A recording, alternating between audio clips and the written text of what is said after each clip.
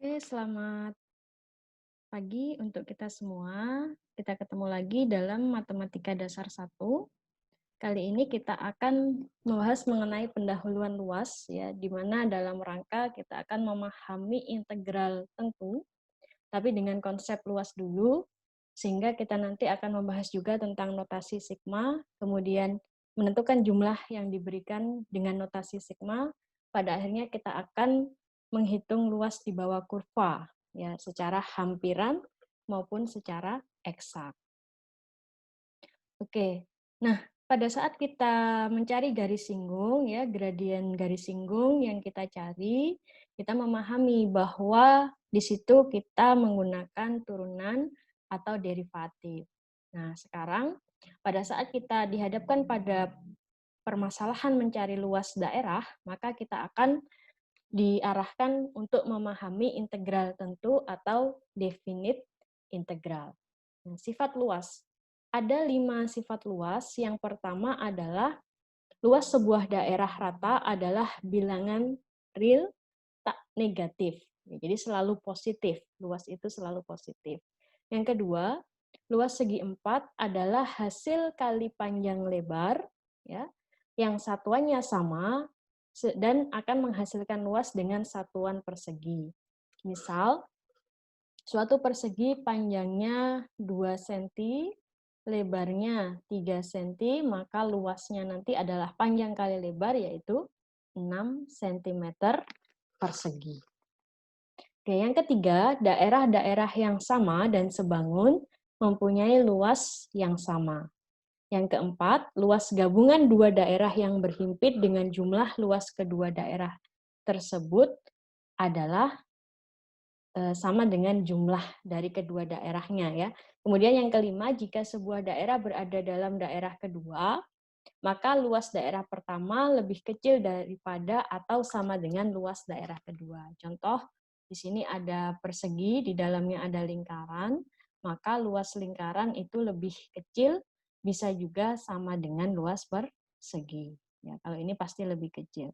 Kalau bangunnya sama, ya, luasnya di sini adalah sama. Bisa lebih kecil atau bisa sama luasnya. Kalau suatu daerah ada di dalam daerah lain. Oke, ini luas beberapa bangun datar. Untuk persegi panjang, maka luasnya adalah panjang kali lebar. Nah, untuk jajar genjang, maka luasnya adalah sisi bawahnya, ya, atau alasnya, ya, A-nya, dikali dengan tinggi jajar genjang. Nah, apa itu tinggi jajar genjang, ya? Jadi jajar genjang itu ada sisi yang lebih pendek daripada sisi yang lain, ya. Kalau sisi yang lebih pendek itu ditarik tegak lurus dengan alasnya, itulah yang disebut dengan tinggi. Jadi luas jajar genjang itu adalah alas kali tinggi. Nah, apabila jajar genjang ini dibagi dua, maka akan menjadi segitiga, sehingga luas segitiga itu adalah setengah alas kali tinggi. Kemudian apabila kita mempunyai daerah-daerah yang misalnya tidak beraturan, tapi kita tahu luas A1, ya, luas A2, luas A3, luas A4, maka luas daerah yang dimaksud itu adalah luas daerah pertama, ditambah luas daerah kedua, ditambah luas daerah ketiga, ditambah luas daerah keempat. Untuk sebuah lingkaran, ya kita tahu bahwa luasnya adalah πr kuadrat. Tapi kita dekati dulu menggunakan konsep luas, ya, yang akan menggiring kita pada aproksimasi luas. Ya. Misal, luas lingkaran ini, ya, kita hampiri dengan luas persegi, maka kita buat persegi di sini. Oke, sehingga luas lingkarannya didekati dengan luas persegi. Kemudian bisa juga, ya, kita mendekati luas lingkaran ini menggunakan poligon misalnya. Nah, menggunakan poligon. Kalau di sini berarti poligonnya 1, 2, 3, 4, 5, 6, 7. Ya, poligon sisi 7. Nah, maka kita bisa mendekati luas lingkaran itu dengan menghitung luas poligon bersisi 7 tadi. Oke. Kalau ini diperkecil ya partisinya, ya, maka nilai luasnya juga harapannya akan semakin mendekati. Ya, nilai luasnya juga akan semakin mendekati. Harusnya ini lurus ya. Oke, nilai luasnya juga akan semakin mendekati. Nah, untuk konsep P1, P2, dan P3 dalam mendekati luas lingkaran, kita menggunakan aturan poligon dalam. Nah, pada saat kita mendekatinya dengan luas sebelah luar, nah, misalnya begini, ini lurus ya, potongan-potongan lurus yang berada di luar lingkaran, atau lebih gampangnya kita ini saja ya, kita bagi dulu saja daerahnya.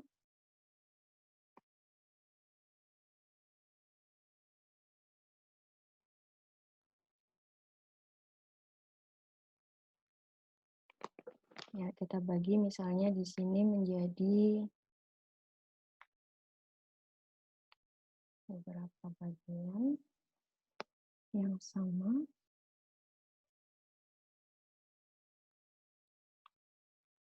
Oke, maka poligon yang dimaksud adalah ini.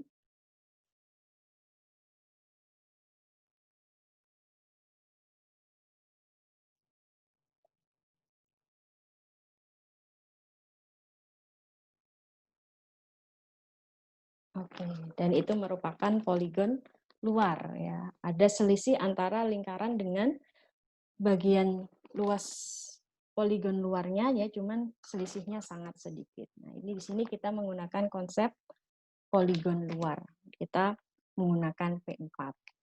Oke. Nah, dari situ kita akan diantarkan ya dalam mencari pendekatan luas lingkaran tadi ya, atau mencari luas melengkung R tadi ya, luas melengkung R tadi ya.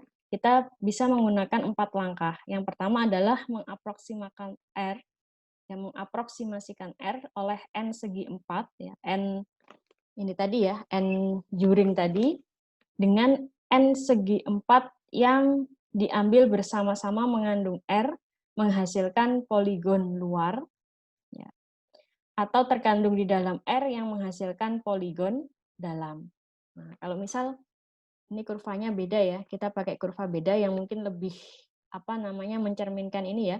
Kalau poligon dalam berarti kita ambil yang di bagian bawah kurva. Ya, kita ambil di bagian bawah kurva. Tapi kalau kita menggunakan poligon luar, berarti kita mengambil yang di luar kurva. Ya, kita mengambil yang di luar kurva, misalnya di sini. Seperti itu ya. Jadi mencari luas daerah di bawah kurva ya, kurva R itu bisa menggunakan poligon luar dan poligon dalam, seperti juga pada lingkaran bisa menggunakan poligon luar dan poligon dalam. Oke. Carilah luas masing-masing segi 4, kemudian jumlahkan N luas segi 4 itu, kemudian ambil limit ketika N tak hingga. Ya, seperti pada lingkaran tadi, ya, semakin kecil kita mempartisi juring-juringnya, maka nilainya N-nya semakin besar ya, dan nilai luasnya akan semakin mendekati. Oke. Nah, kita belajar tentang notasi sigma dulu ya. Penjumlahan deret N bilangan A1 ditambah A2 sampai dengan AN bisa dilambangkan dengan notasi sigma, yaitu sigma I dari 1 sampai N AI. Ya, di mana yang dimaksud dengan sigma I kuadrat, ya I-nya berjalan sesuai dengan bilangan integer dari 1 sampai 5. Ya, I-nya berjalan dari 1 sampai 5. Di sini yang dijalankan adalah I kuadrat. Makanya 1 kuadrat ditambah 2 kuadrat ditambah 3 kuadrat ditambah 4 kuadrat ditambah 5 kuadrat. Yang kita tahu ini hasilnya adalah sama dengan ya 55. Nanti akan diberikan bagaimana mencari jumlah khusus ya, jumlah khusus dari I kuadrat. Nanti ada rumusnya. Ya, dari 1 sampai N. Oke, kemudian kalau yang dimaksud sigma J ya sama dengan 1 sampai N seper J, itu artinya J-nya, ya, J-nya ini berjalan dari 1, 2, 3, ya, 4, sampai N. Ya, jadi 1 per 1 ditambah 1 per 2 ditambah 1 per 3 sampai dengan ditambah 1 per N. Oke, nah J itu disebut sebagai indeks dummy, ya, seperti I tadi, ya indeks yang berjalan dari 1, 2, 3, ya sesuai dengan bilangan integer.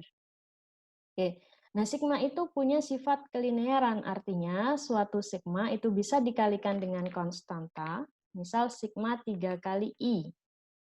I-nya dari 1 sampai 3, maka bisa sama dengan sigma I 1 sampai 3 dikalikan 3. Kalau kita hitung yang sini ya, berarti 3 kali 1 ditambah 3 kali 2 ditambah 3 kali 3. Kalau kita hitung yang kanan, 3 kali 1 tambah 2 tambah 3. Ya, semuanya sama. Hasilnya adalah sama dengan ya, 7 kali 3, 21.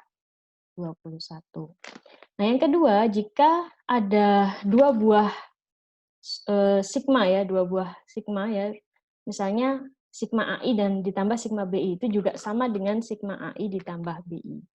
Dan kalau dikurangi itu juga sama ya, sigma AI min BI itu sama dengan sigma AI dikurang sigma BI. Contohnya, sigma I kuadrat dikurangi sigma I dari 1 sampai atau min 1 boleh ya.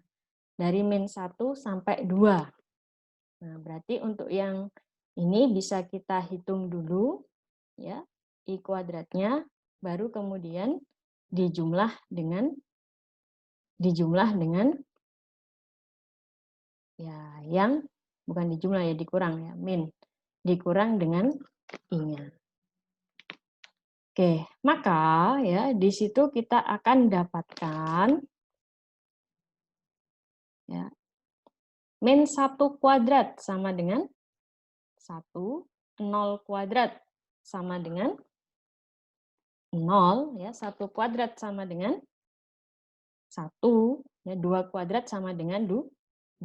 Ya, untuk yang bagian ini, ya, bagian I tadi kita dapatkan ya, 0 kuadrat ditambah min 1 dulu, ditambah 0 kuadrat ditambah 1 kuadrat ditambah 2 kuadrat.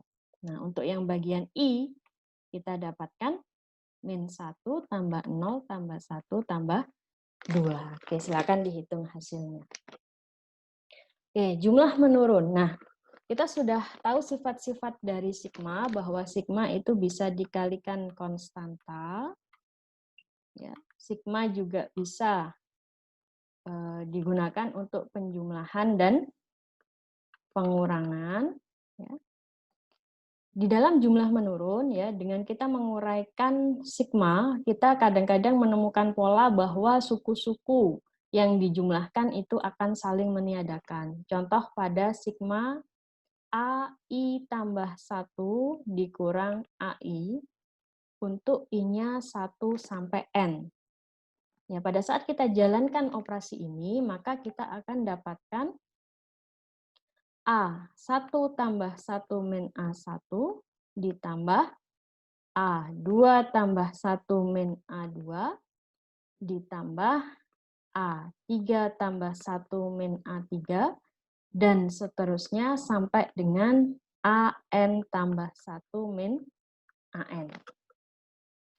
Nah, kalau kita uraikan lagi, maka ini menjadi A2 min A1, kemudian A3 min A2, kemudian A4 min A3, pada akhirnya adalah min AN ditambah AN plus 1.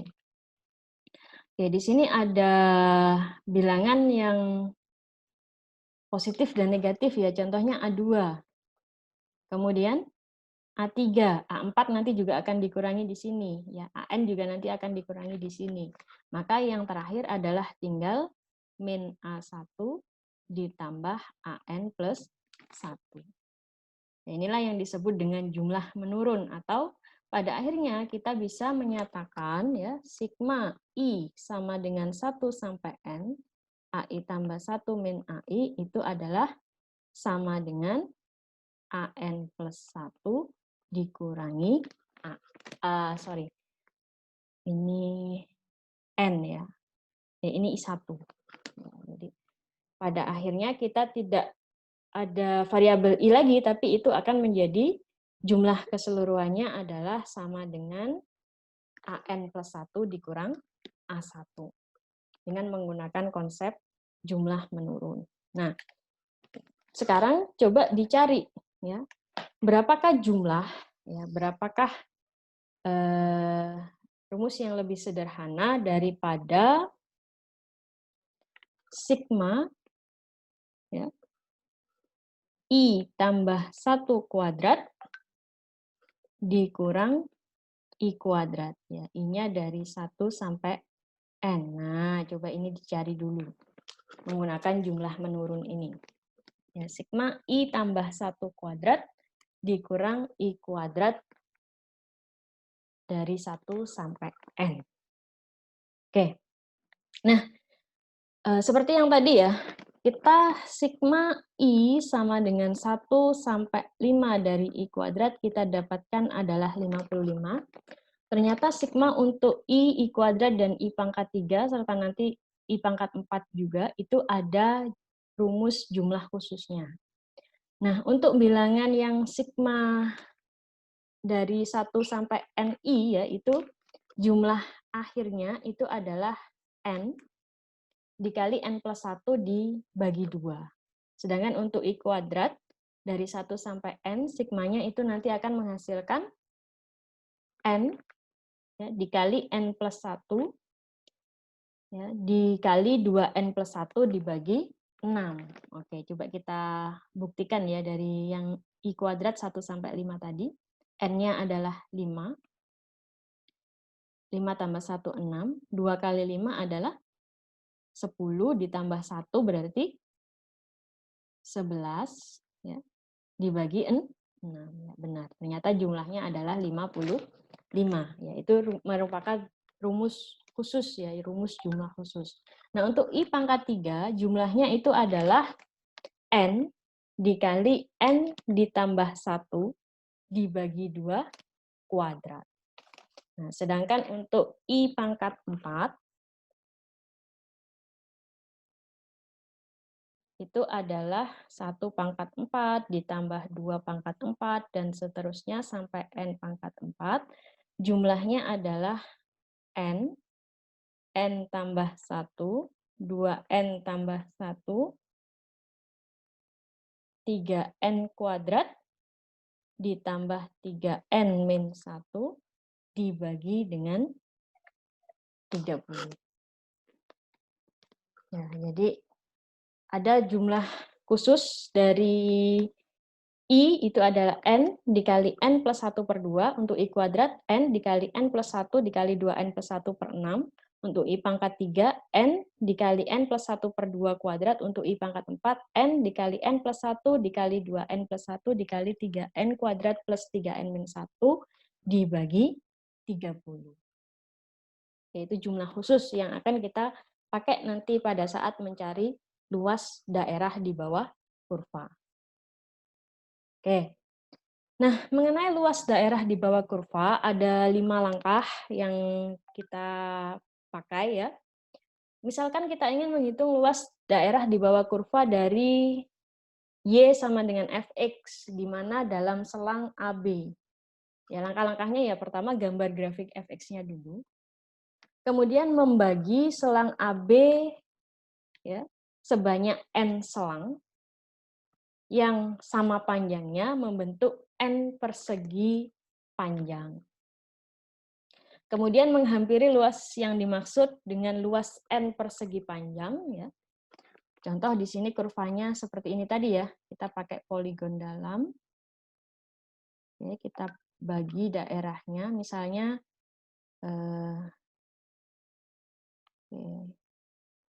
misalnya di sinilah A, di sinilah B ya. Kita sudah bagi partisi menjadi N bagian, 1 2 3 4 5 6 7 bagian.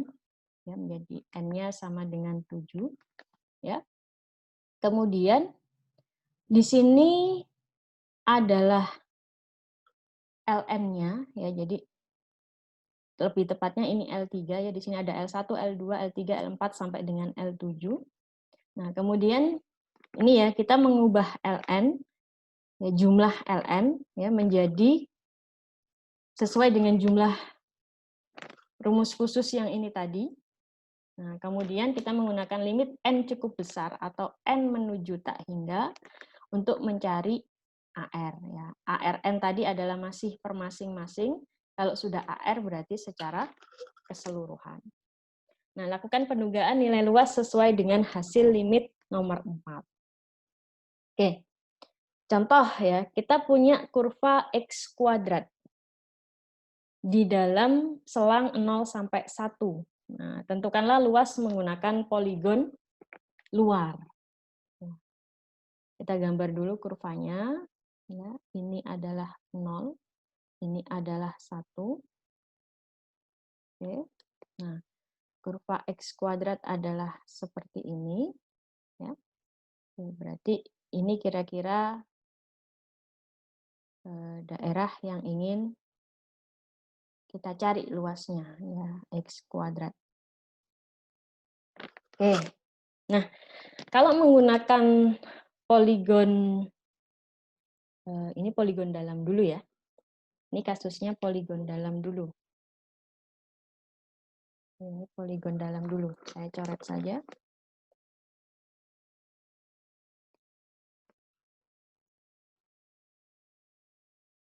Oke, kalau kita menggunakan poligon dalam, berarti kita menggunakan sisi dalam daripada kurva fx. Ya, kita bagi menjadi n bagian yang sama. Ya, kita bagi menjadi n bagian yang sama di dalam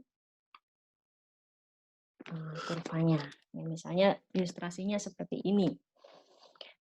Nah, secara matematis maka ya 0 di sini dimulai dari x0 ya, kemudian jalan lagi ya ke x1, jalan lagi ke x2, jalan lagi ke x3 dan seterusnya sampai dengan xn. Kalau kita pakai poligon dalam ya. Oke, berarti kalau untuk di sini x0-nya itu sama dengan A, yaitu sama dengan ini A, ini B, 0. Ya, kemudian x1-nya itu sama dengan delta X, ya, yaitu,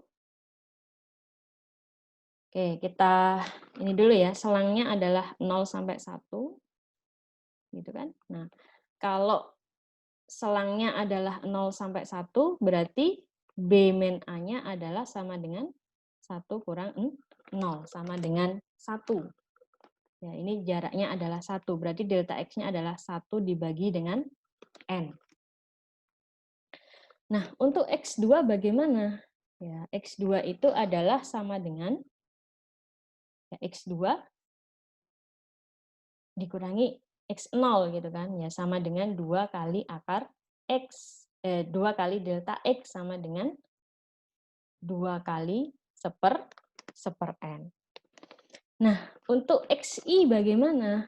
Ya, untuk XI atau I secara general, maka di situ akan kita dapatkan I dikali delta X atau I dikali dengan seper N. Kita akan dapatkan I dikali seper N.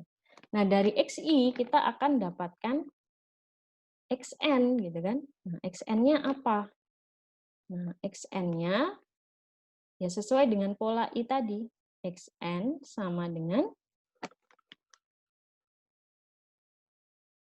xn sama dengan n dikali delta X, ya kan? N dikali delta X. Nah, n dikali delta X berarti n dikali 1/n, berarti xn-nya adalah sama dengan 1.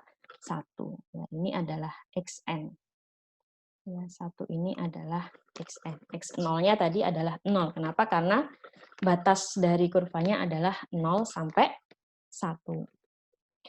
Oke, nah yang kedua ya, nyatakan di dalam jumlah ln. Ya, sebelum ke ln kita ke ARN dulu. Nah, ARN.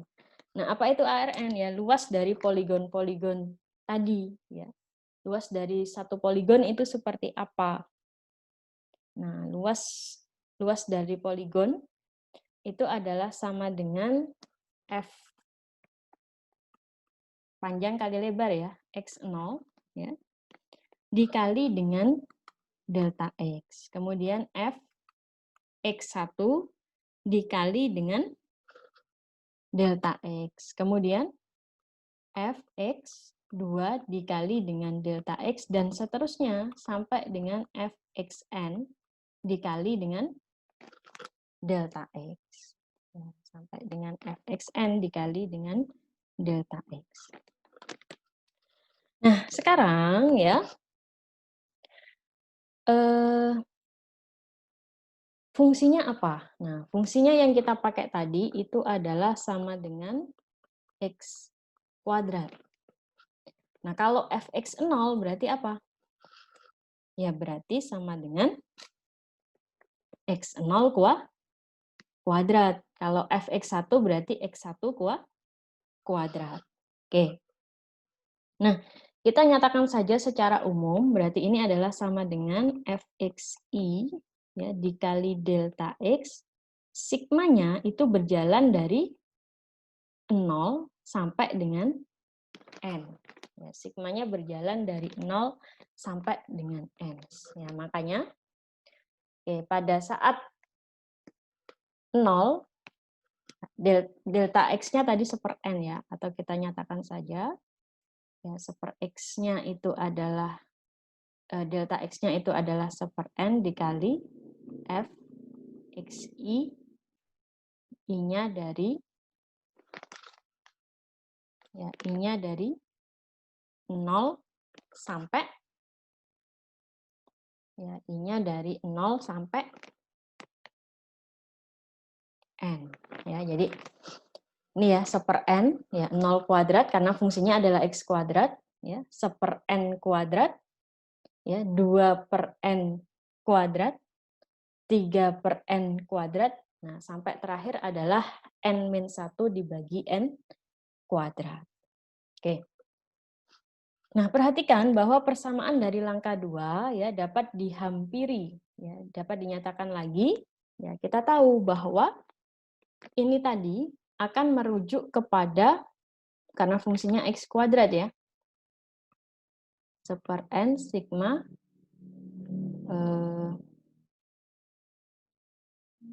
ini ya nanti I kuadrat, I-nya dari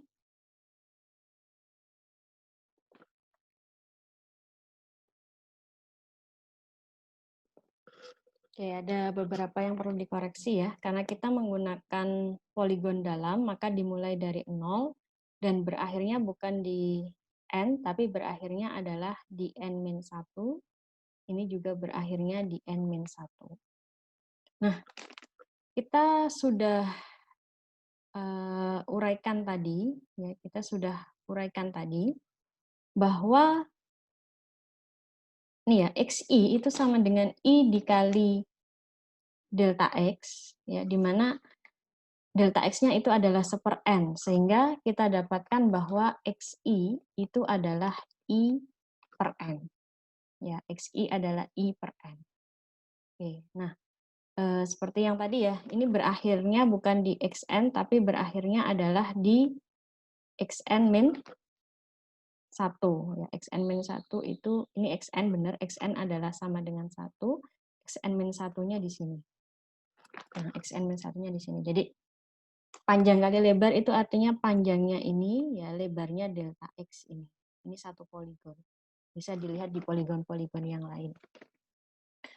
Oke ya, jadi xi-nya itu adalah sama dengan I per n. Ya, I per n. Nah, maka ini benar ya. I-nya dari 0 sampai n-1. Ya, kalau kita jalankan ke sini, ya 1/n, 0 kuadrat ya. Kemudian 1 per n kuadrat, 2 per n kuadrat, 3 per n kuadrat, ya, sampai terakhir adalah n-1 per n kuadrat. Oke. Nah, untuk di sigma ini yang berjalan adalah I-nya, maka variabel-variabel yang bukan mengandung I itu bisa dikeluarkan. Ya, contohnya N. Ya, di sini kita tulis dulu sigmanya. Berarti menjadi 1/n kuadrat dikali I kuadrat. Nah, N kuadratnya keluar, sehingga ini menjadi 1/n pangkat 3, I-nya dari 0 sampai n-1 dari I kuadrat. Nah, itu adalah bentuk terakhir yang kita dapatkan dari ln atau ARN ya, sebelum dilimitkan. Ya, jumlah-jumlah dari poligon sebelum dilimitkan. Nah, kita tahu dari jumlah khusus ya bahwa sigma I kuadrat itu adalah n dikali dengan n plus 1 dikali dengan 2n plus 1 dibagi 6. Oke, kita taruh di sini saja.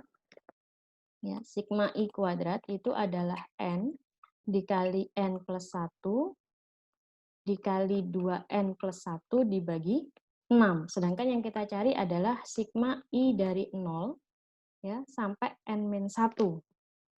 Nah, maka kalau begitu berarti atasnya itu bukan n, tapi atasnya itu adalah n-1. n-1, n-1 tambah 1, 2n-1 ditambah 1 dibagi 6. Akibatnya apa? n-1, n, kemudian 2n-2 ditambah 1.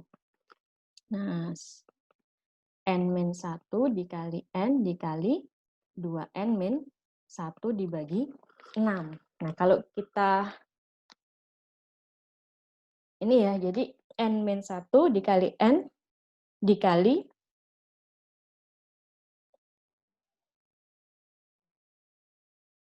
harusnya 2n ya. 2n-1 dibagi dengan 6. Oke, kita jabarkan saja ini. Ini akan menghasilkan bagaimana?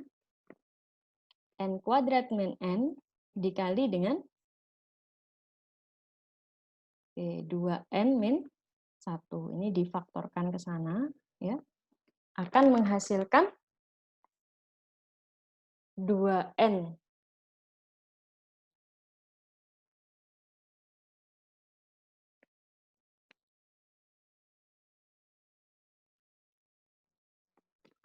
Oke, benar ya. Jadi akan menghasilkan n-1 dikali dengan n dikali dengan 2n-1. Ya, 2n-1. Nanti akan menghasilkan, kalau kita kalikan, akan menghasilkan 2n pangkat 3 dikurang 3n kuadrat dikurang n dibagi 6n pangkat 3. Itu adalah ARN-nya. Nah, selanjutnya untuk langkah keempat, itu adalah gunakan limit n cukup besar untuk mencari AR. Nah, AR ini sudah masuk ke dalam limit, ya, menggunakan limit n menuju tak hingga, ya, n cukup besar, dari ARN. Nah, ARN tadi dengan rumus jumlah khusus, kita dapatkan bahwa itu menghasilkan 2n pangkat 3 dikurang 3n kuadrat dikurang n dibagi 6n pangkat 3. Ingat ya, rumus menuju tak hingga, limit menuju tak hingga, untuk rasional maka kita bagikan dengan pangkat tertinggi. Ya, nanti akan menghasilkan 2/6 atau sama dengan 1/3. Sehingga luas dari daerah tadi itu adalah hampir ya, hampir sepertiga. Ya, hampiran untuk luas itu adalah sama dengan sepertiga. Oke, nah kalau menggunakan poligon luar, maka sama ya langkahnya 1, 2, 3, 4, ya. Cuman nanti X-nya dimulai dari 1 ya, X1, X2, sampai dengan Xn.